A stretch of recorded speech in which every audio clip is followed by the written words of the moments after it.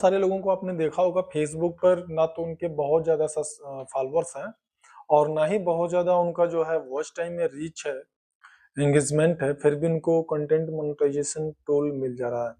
और सबसे बड़ी बात क्या है, पहले क्या था कि अगर आपको जो है कंटेंट मोनेटाइजेशन टूल देने का जो क्राइटेरिया था फेसबुक का, वह क्राइटेरिया 5000 फॉलोअर्स थे, 60,000 मिनट का वॉच टाइम होता था जो कि 1 महीने में आपको पूरा करना होता था। इस तरीके से आपको जो है कंटेंट मोनेटाइजेशन टूल जो है दिया जाता था, जो कि फेसबुक की पॉलिसी थी। अपने प्रोफेशनल डैशबोर्ड में जाएंगे, वहां पे आप देखेंगे जो कंटेंट मोनेटाइजेशन टूल है वो इनवाइट ओनली है। अब यहाँ पे बहुत सारे लोग क्या सोचते हैं कि इनवाइट ओनली का मतलब क्या है, कैसे मिलेगा, क्या करेंगे। तो यहाँ पे आपको ये समझना होगा जो इनवाइट ओनली का मतलब होता है, जो कि फेसबुक का कंटेंट मोनेटाइजेशन टूल है, वह सिर्फ उसे मिलेगा जिसे फेसबुक देगा। यानी उसमें आप किसी भी प्रकार का कोई जो है मतलब उसको अप्लाई नहीं कर सकते हैं। वहां पे केवल आप अपना रिक्वेस्ट सबमिट कर सकते हैं कि आप उस यूट्यूब के कंटेंट मोनेटाइजेशन प्रोग्राम के लिए इंटरेस्टेड हैं, और जब ऐसा करके आप सबमिट कर देते हैं तो फिर ऐसे कंडीशन में आपको जो है कंटेंट मोनेटाइजेशन टूल जो है, जब वो एलिजिबल आपको समझता है तो यू फेसबुक आपको प्रोवाइड करता है। अब यहाँ पे सबसे बड़ी बात है क्या है कि बहुत सारे लोगों को देखेंगे 25 के, किसी का 50 के, किसी का मतलब 1 लैक्स फॉलोअर्स हैं और अच्छा खासा उसका रीच भी जा रहा है और ठीक ठाक उस पर वॉच टाइम भी आ रहा है, एंगेजमेंट भी आ रहा है, लेकिन फिर भी उसको क्या है कंटेंट मोनेटाइजेशन नहीं मिल रहा है। तो ये इसका सबसे बड़ा कारण क्या हो सकता है?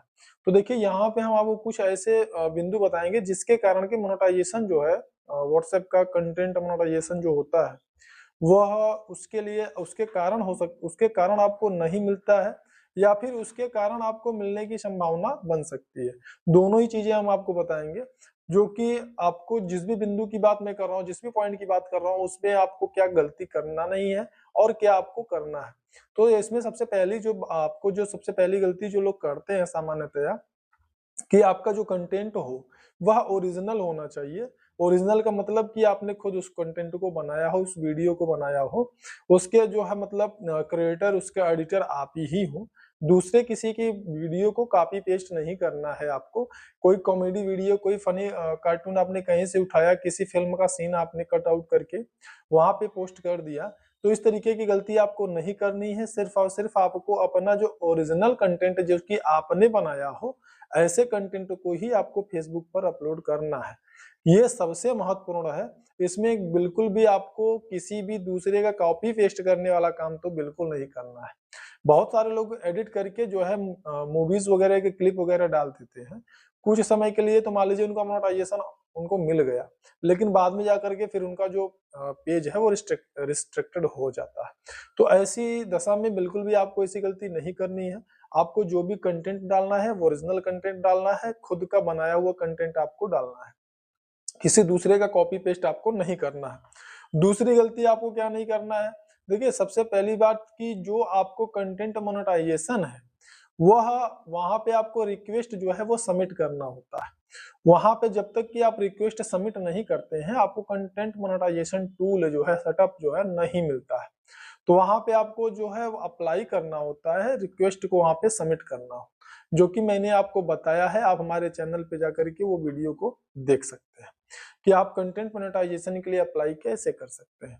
दूसरी चीज क्या है, यहाँ पे दूसरी बिंदु मैंने बता दिया कि आपको रिक्वेस्ट सबमिट करना है, अन्यथा आपके कितने भी फॉलोअर्स हो जाए, कितना भी वॉच टाइम हो जाए, आपको कंटेंट मोनेटाइजेशन नहीं मिलता है।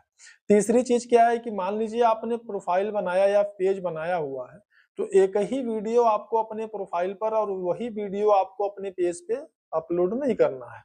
दो यहाँ पे सबसे महत्वपूर्ण बात यह है कि आपने अगर सेम वीडियो अपलोड किया, या फिर आपने ऐसी गलती की कि एक ही कंटेंट को आज आपने अपलोड किया और 4-6 दिन बाद फिर आपने उसी कंटेंट को अपलोड कर दिया, तो ऐसी गलती भी आपको नहीं करना है, नहीं तो फिर आपको ऐसी दशा में कंटेंट मोनेटाइजेशन टूल जो है नहीं मिलेगा।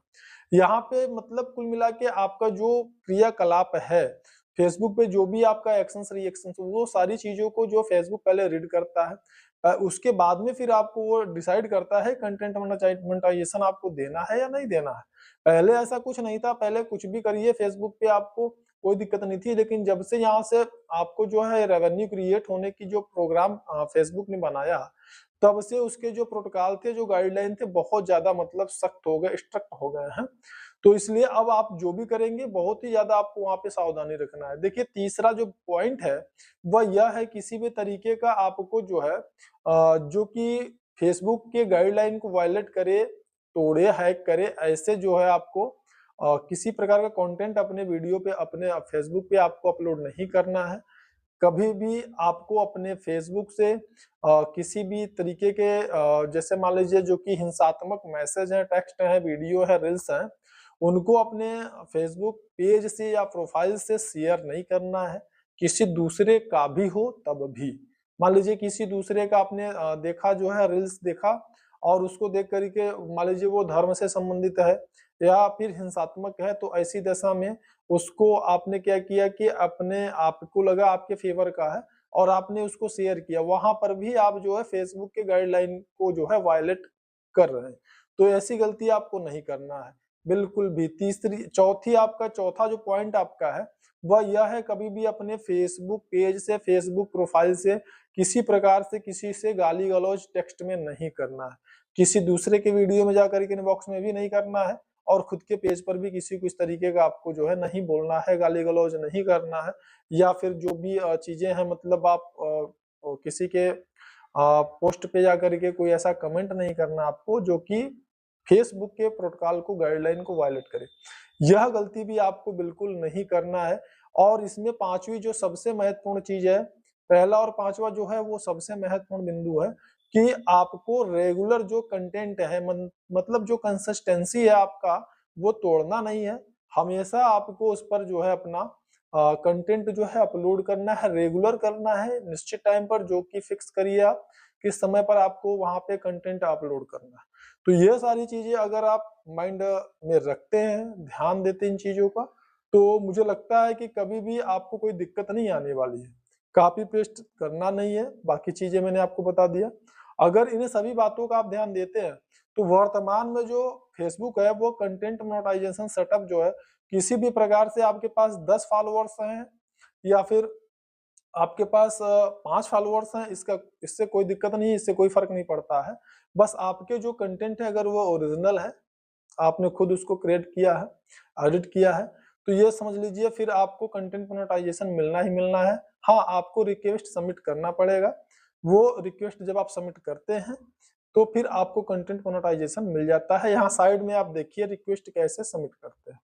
तो इस तरीके से रिक्वेस्ट को सबमिट करेंगे तो आपको कंटेंट मोनेटाइजेशन ज़रूर मिलेगा। आपके सारे जो कंटेंट हो वो आपके ओरिजिनल होने चाहिए। जानकारी अच्छी लगी तो वीडियो को लाइक ज़रूर करिएगा। चैनल पे अगर पहली बार हैं तो इसको सब्सक्राइब ज़रूर करिएगा। मिलते हैं नेक्स्ट वीडियो में, तब तक के लिए नमस्कार।